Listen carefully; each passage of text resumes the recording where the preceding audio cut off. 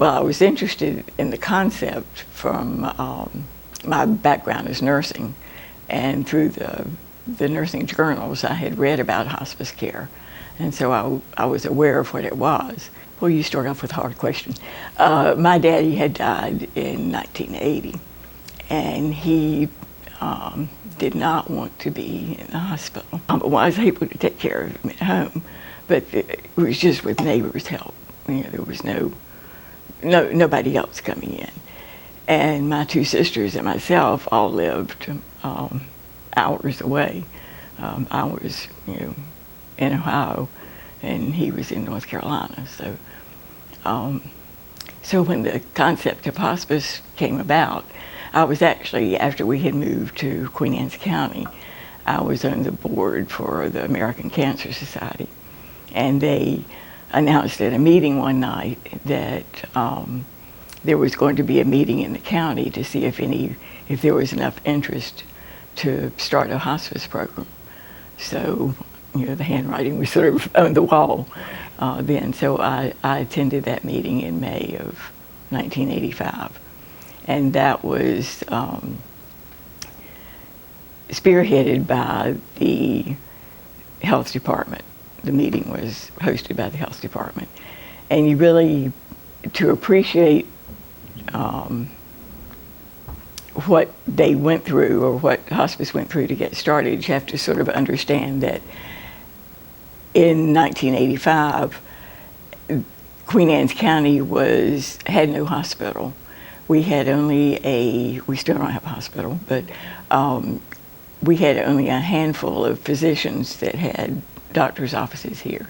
So all of our residents went either to Anne Arundel County or to Chestertown, Kent County, or to Easton for their medical care, essentially. Our health department did not hold a CON, which is called a Certificate of Need, to do health care or home care in the homes. Our county was served by other agencies. So all of the other surrounding counties had health departments that had their own home health care agency. So in 85, we were one of the last counties in the Eastern Shore to not have a hospice program. Yeah, hospice itself was an old idea, but it was a new, modern day hospice was new. It really started in England in 1967 and did not come to the United States until 1974 in New Haven, Connecticut. And so within the next 7 to 10 years, it spread throughout the United States, and it was, Maryland included. A good many of the programs were volunteer intensive that were started. Some of them had nursing components as well, but most of the hospices were volunteer intensive. And on the Eastern Shore, Coastal Hospice with the lower 3 counties was one of the first, and Kent County, and then Talbot, I think, was next. And then Dorchester County and Caroline started their programs in 1985, and they were several months ahead of us. And with the concept being, even the medical profession was not really aware of what hospice did.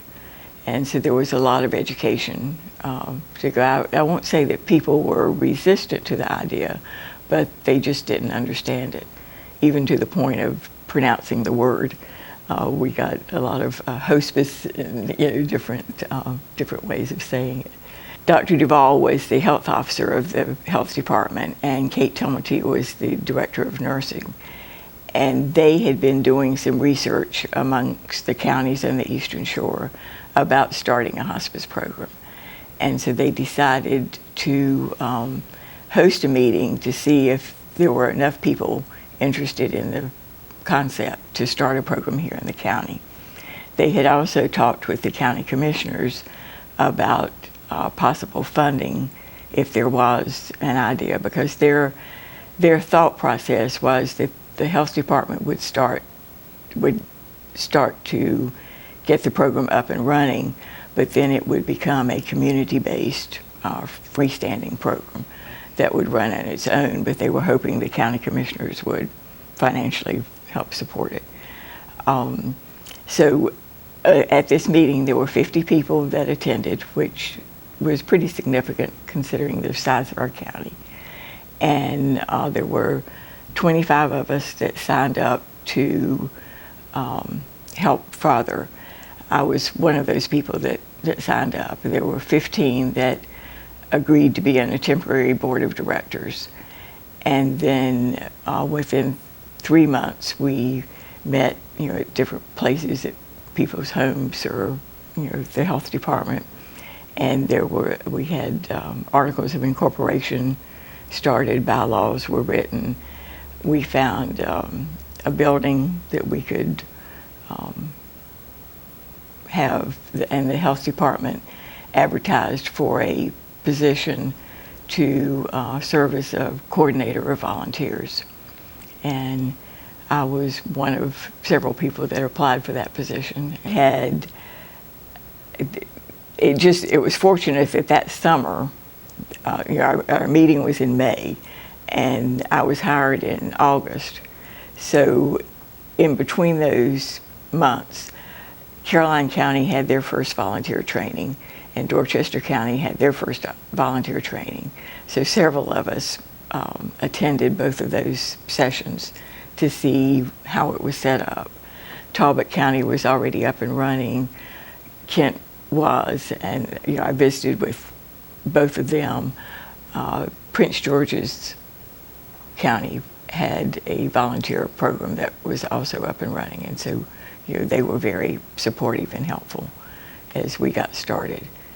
And so there was a lot of sharing of information as to how we do this and how we don't, what's good. There weren't that many regulations at that time, and but there was a lot of sharing amongst the hospice programs. So each of the other counties were working with the home health agency out of the health department. Okay. Since our county did not have a home health agency out of the health department, we were working with all three agencies. Home Call, that I mentioned earlier, Home Call, Anne Arundel Home Health and Hospice, and Kent Home Health and Hospice. Decided in the late 1980s that all hospice programs must be licensed. You could choose either to be licensed as a volunteer agent or a limited license, which is a volunteer agency, or a general license, which meant that you would provide all of the services that hospice provides, the nursing, social work, and so forth. So the fact that our county was served by three agencies, two of them were hospice agencies, but one was not. One was a home health agency. So in order for them to provide hospice care, they had to have a hospice license, which they did not want to obtain a hospice license. So that gave us a lot of food for thought. And when our board was discussing it, staff, that at the time we weren't 100% certain that we wanted to go to be a full hospice program, but we felt like that was the best interest for the county because Home Call was the only agency that served the entire county. So we elected to go for a general license. Things really, some of our county residents, some of our patients would say, when are you going to be your own agency, and or have your own nurses? And so, as we have since the very beginning, responded to community need, community interest, the board looked at it very seriously to become Medicare certified hospice program. And talk about work. There were manuals, and there are a lot of regulations that must be met when you become Medicare certified and Medicaid certified. But we started work in 1993, and in 1994 we were granted Medicare certification. So and then we still had the name Queen Anne's Hospice Volunteers, and that didn't really suit, or it didn't really describe the agency that well, because we were now had our own nurses, home health aides, social worker, etc. And so this was a major step for a lot of people, was to change the name to Hospice of Queen Anne's. And that's how we evolved.